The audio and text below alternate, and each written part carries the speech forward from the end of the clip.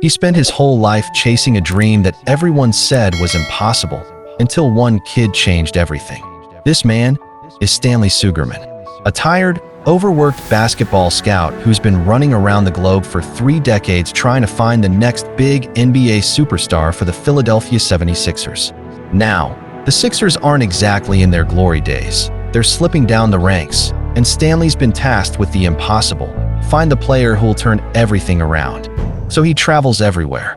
One guy he finds is incredibly talented, but also incredibly addicted to drugs. There's the one player who seems perfect until he breaks his leg the moment he steps onto the court. At this point, Stanley's ready to give up, so he returns to the US, back to his office, where a meeting with the Sixers management is waiting. There, he ends up clashing with Vince Merrick, the arrogant son of the team's owner, Rex Merrick. Vince is all talk, no court sense. Stanley's been doing this longer than Vince has been brushing his hair, but Vince insists he knows better about the team's future. Stanley swallows his pride and lets him win the argument. After the meeting, Rex, the father and real boss, pulls Stanley aside. He knows Stanley's the real deal. He knows his son's ego could fill a basketball stadium. So Rex makes an offer that changes everything. He promotes Stanley. Assistant coach, he says. Stanley's dream job, finally, after 30 years. Stanley's heart nearly jumps out of his chest. He rushes home to tell his wife and his daughter. She even sets the dinner table like they just won the NBA Finals. For once, the future looks golden. But fate, like always, has its own playbook. That same night, while driving home from his daughter's school event, Stanley hears something devastating on the radio. Rex Merrick has died. The dream he just caught? Gone before it even started. At the funeral, Stanley meets Rex's daughter, Kat, and offers his condolences. He assumes she'll take over the Sixers. But Kat tells him she's not stepping up, her brother Vince is. The same Vince who treats basketball like a business game and Stanley like an old shoe. And just like that, Stanley's nightmare begins. 3 months into Vince's leadership, the Sixers are sinking deeper. Vince calls Stanley into his office. No warm greetings, no explanations, just orders. He demotes Stanley back to being a scout, the same job that's kept him away from home for decades. Stanley protests. He's missed 9 of his daughter's birthdays. He's exhausted, but Vince doesn't care. It's not a request, he says. It's an order. Vince then throws in a cruel challenge. Find a single youth prospect good enough to change the team's luck, and he'll restore Stanley's old position. And so begins his new, or rather, old, journey. Back on the road, back on planes, back to chasing talent that might not even exist. This time, he flies to Spain. He's supposed to check out a promising young player, but when he arrives, the kid's injured and can't play. Defeated again, Stanley decides to kill time by watching a street basketball game that night.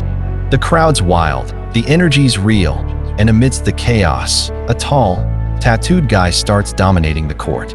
He moves like he was born on the asphalt. Raw, hungry, unstoppable. His name? Bo Cruz. Stanley can't believe what he's seeing. This guy is it. The instinct, the speed, the fire, everything a scout dreams of. So after the game, Stanley follows him home, hoping to talk. But to Bo, this random older man tailing him at night looks, well, creepy. Bo thinks he's being stalked, maybe even hit on. Things get awkward fast, until Stanley explains he's an NBA scout. That changes everything. Bo reluctantly lets him in, introduces him to his mom and his little daughter, Lucia. It's clear Bo's life hasn't been easy. Divorced, broke, working as a construction cleaner by day and street baller by night. He plays not for glory, but for survival. Stanley sees potential, maybe the biggest he's ever seen, and begs Bo to come to America to try out for the Sixers. Bo refuses at first. He can't just abandon his family.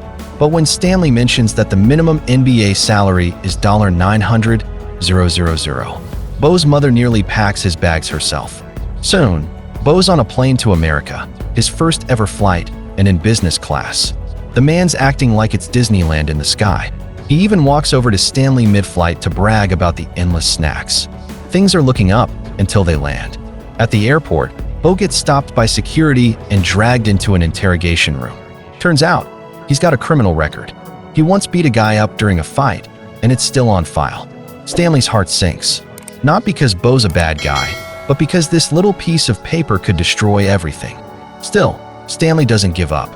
He brings Bo to the Sixers training court the next day. Bo leaps like a human spring, out-jumping every professional on the roster, even without proper shoes. Everyone's shocked, except Vince, who refuses to be impressed. Out of pure spite, he rejects Bo without reason, just to make Stanley's life miserable. That night, Stanley vents to his wife. She's skeptical, but she believes in him. If the Sixers won't back Bo, Stanley will, with his own money. He quits playing by the rules and secretly enters Bo into an open NBA combine. Vince shows up too, flaunting his own young prodigy, Kermit Wiltz, a trash-talking talent with an ego as tall as his vertical leap. Stanley tells Bo, "Forget him, just play your heart out." The tryout begins, and at first, Bo kills it. But then, Kermit starts poking him, mocking his past, insulting his daughter. Bo loses focus, anger boiling over.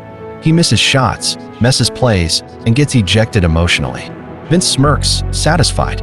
He tells Stanley to find another fantasy and walks away. Later, Stanley finds Bo sitting alone, crushed. He reminds him, playing for money isn't enough. If basketball's just a job, he'll never make it. What beats talent, Stanley says, is obsession. Those words stick. From that day, Bo trains like a man possessed. No more excuses. No more fear. Just sweat, drive, and relentless hunger. Stanley becomes his coach, trainer, and unofficial therapist all in one. He pushes Bo to his limits, through early mornings, punishing runs, and endless drills. And somewhere along the line, Stanley stops motivating him, because now, Bo's motivating himself. Weeks pass. The transformation is unreal. Then, out of nowhere, disaster strikes.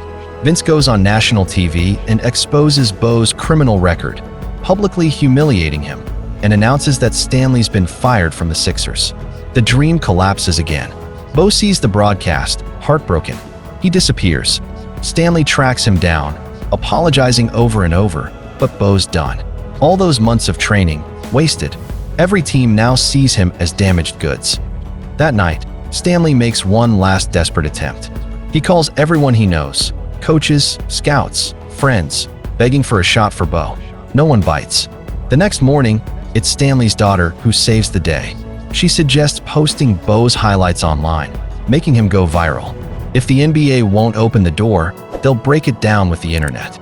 So Stanley sets up a street ball challenge, $1,000 to anyone who can beat Bo Cruz. Cameras roll. The crowd goes wild. And Bo? He dominates. Effortlessly. The internet explodes. Within days, Bo Cruz becomes a viral phenomenon, the Spanish Wonder. Under pressure from fans, the NBA finally allows him to enter the National Combine. It's his second chance, but Bo doesn't look excited. Something's missing. Then Stanley surprises him by flying his mother and daughter to the US to watch him play. The fire returns to Bo's eyes. The final selection day arrives. Kermit's there too, grinning like a villain waiting to ruin Bo's moment. The first test, physical drills. Bo crushes it, outperforming Kermit on every metric. The scouts are impressed. But the final round is where everything counts. Live gameplay. Bo's focused, until he hears Lucia's tiny voice in the stands cheering, "Go, Papa." Kermit seizes the moment, whispers vile things about Bo's daughter. The anger resurfaces. Bo snaps, shoving Kermit. Whistles blow. Cameras flash. Another meltdown. Just like that, his reputation's trashed again. The media feasts on the story. Stanley's heart breaks watching everything crumble once more. The next day, Stanley drives Bo to the airport. No words, just silence heavy enough to fill the car. Bo thanks him, apologizes, and walks away. But then, a phone rings. It's one of Stanley's old friends. He's managed to sneak Bo's name into a private NBA tryout. Closed door, invite only, filled with top scouts. The catch? It starts in an hour. Stanley sprints through the airport like a man chasing destiny. He finds Bo just in time, and they race to the venue. There, Bo steps onto the court one more time. This time not to prove something to the world, but to himself. He plays calm, composed, laser-focused. No anger, no ego, just pure love for the game. Every shot lands. Every block hits. Every scout's jaw drops. Watching from the sidelines, Stanley spots Kat, Rex's daughter. She tells him she's taken over the Sixers and fired her brother. Vince's reign is over. She also offers Stanley his old dream back, assistant coach, just like her father always wanted. 5 months later, the NBA season begins.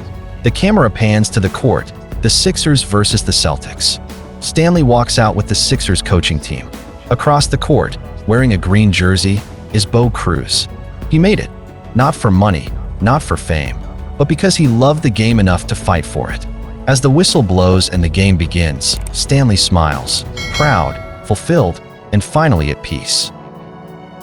Because in the end, his greatest discovery wasn't just a player. It was proof that heart beats talent every single time.